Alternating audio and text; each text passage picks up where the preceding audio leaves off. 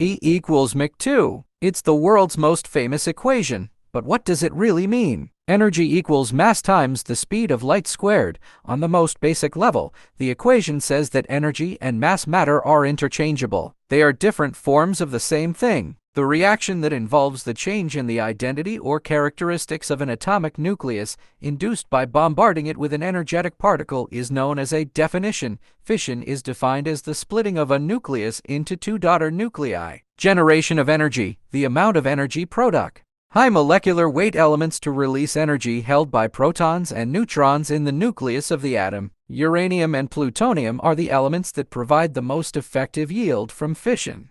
The main difference between these two processes is that fission is the splitting of an atom into two or more smaller ones, while fusion is the fusing of two or more smaller atoms into a larger one. So don't confuse fission and fission are different types of reactions. Means in fission an atom divided into two, and in fusion two atoms form a new atom. Just remember that. An example of nuclear fission is the splitting of uranium-235. The equation of the reaction has been given below. The other example of nuclear fission is the splitting of uranium-233. The splitting of plutonium-239 is the other example of nuclear fission given below. In the core of the sun, hydrogen is being converted into helium. This is called nuclear fusion. It takes 4 hydrogen atoms to fuse into each helium atom. During the process, some of the mass is converted into energy.